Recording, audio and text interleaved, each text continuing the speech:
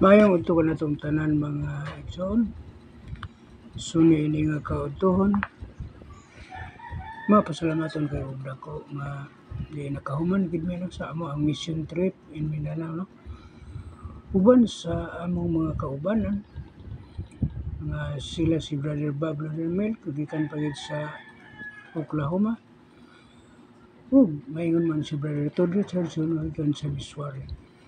Maingon man sa mga kaubanan mo sa nagkalain-lain nga dapit, no? Sa from Jinsan, Cotabato, Davao area, Bukidnon, no? Sa Kabangsalan, sa Maramag, o ingon man sa Kinugitan, no? Boko Kinugitan, paingon na sa Hingoog, no? Adalan Kamikin, ug kining sa Claveria, no? Misamis Oriental. Now, kadto nga time nga diin naga-trip kami sa alang sa bulaton sa Ginoo. No, enjoy kayo kay daghan kayo usab ang mga kalag na luwas ni adto nga time, no. Daghan kaya mo ang nabautismuhan tungod sa mao nga buluhaton. Now, salamat kayo, no, sa akong mga kaigsuonan nga diin nakauban ako sa mao nga trip, no.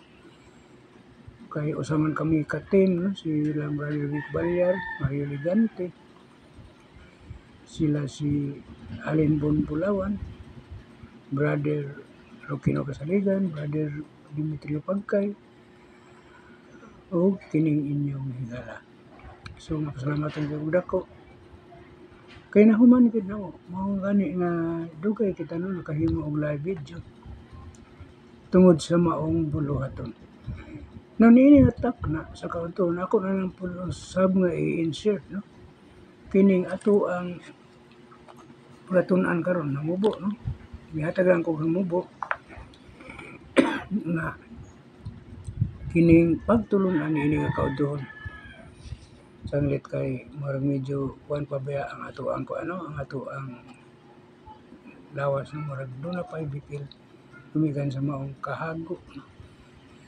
So, atong pagatunan karon ang 1 John 1 verse 6, no. Miingon din if we see that we have fellowship with Him and walk in darkness, we lie and do not the truth, no. Kung moingon kita nga may kaambitan kita uban kaniya ug nagalakaw kita diha sa kangitngit, nagabaka kita ug wala kita nagabuhat sa kamatuoran, no. Kung moingon magud kita nga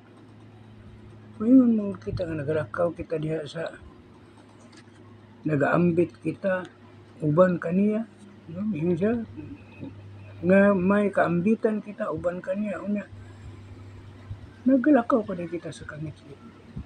Sumurag bakak, no, ang ato ang isulti.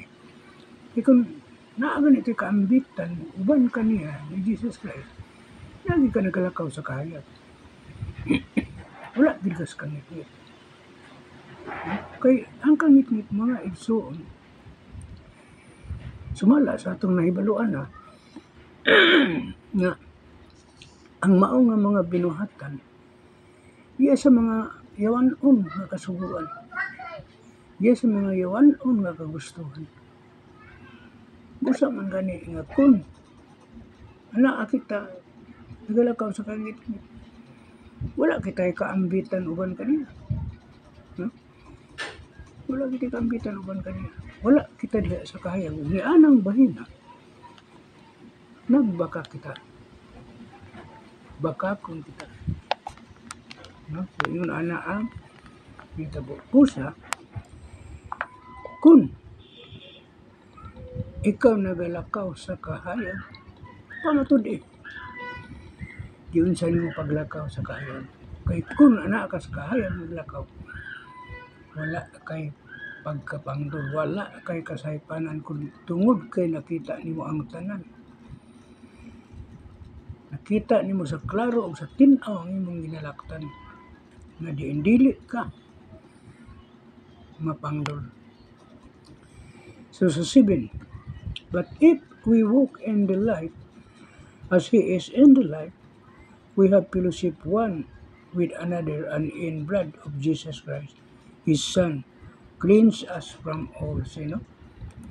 Apan kung magalakaw kita diha sa kahayag, maingon nga siya naa sa kahayag, may kaambitan kita sa usa-usa ug ang dugo ni Hesukristo nga iyang anak nagahinlo kanato gikan sa tanang mga sala. No? So unsay giingon ninyo? Ang iyang dugo, ang dugo ni Hesukristo nagahinlo kanato gikan sa tanang mga sala. So sa unsa mang kasalanan nga imong nahimo, mawala ka na tungod sa iyang dugo. No? Naa may kanta nila. No? Buot ka bang maluwas sa sala? Dugo ni Jesus, dunay daw. No? Yun ana, no? Ang pagka-powerful sa dugo ni Jesus Christ. So, atong ampingan, kung unsa man ang naakaroon na hugasan na magkita sa atong mga sala, atong ampingan, nga maong pagkahinlo, ang pagkalimpyo nga niya ka nato karon, dili na mabulingan pa pag-usab. No? Dili na masabligan pa pag-usab sa mga kahugawan nga iyan ining kalibutan. Sa pareho kita sa versikulo 8. If we see that we have no sin, we deceive ourselves and the truth is not in us. No, kung maingon kita walay sala, limbungan na to ang atong kaugalingon ug walay kamatuoran dinhi kanato. No? Makaingon ba ka nga wala kay sala? Bisan ako dili makaingon. Nakadumdum atong si Jesus Christ dito sa templo sa Dios. Nga nangabot ang iskriba nga nagdala og babae nga nanapaw. Kaya mingon sa mga iskriba, Ginoo, kini ang babayan na nakasala sa pagpanapaw. Ug ang kasuguan ni Moses, pagasilutan siya pinaagi pagbato, pagapatyon siya pinaagi pagbato. Sa ingon ni Jesus Christ, kinsay walay sala kaninyo may mauna og bato. So wala mag-judge si Jesus Christ. Dili pud ka makaingon nga wala kay sala. No? Kay ang sala mga kay gisuunan, imong makuha pinaagi sa imong makita. Imong makuha pinaagi sa imong madungog. Imong makuha pinaagi sa imong hunahuna. Imong makita pinaagi sa imong sinultihan. So dili gid ka makaingon nga wala kay sala. Kay wala pa'y perpekto kanato nining kalibutan. Naglakaw pa ta sa pagsulay. Niya pa kita sa pagsulay, mga igsoon. So mao man gani nga niya kita karon ni ining kalibutan na aron maninguha kita nga doon na kita'y perpekto nga kagawian.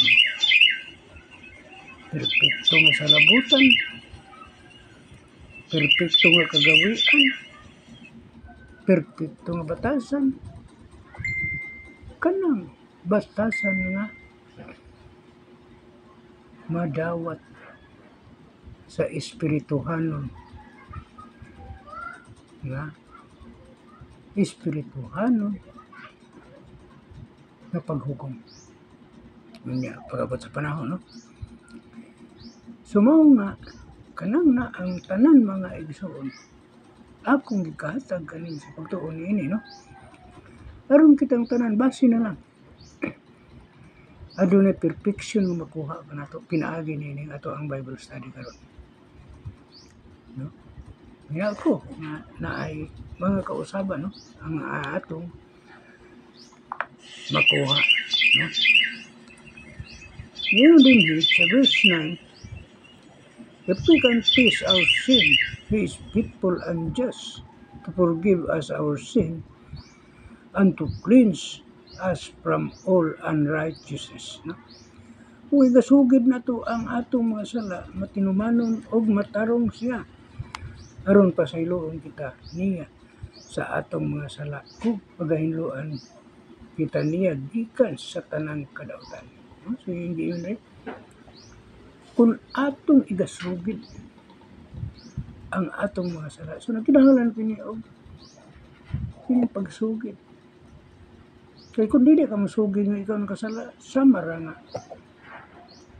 nagtuo ka sa imong kagalingon nga dili ka makasala, dili ka makasasala, no?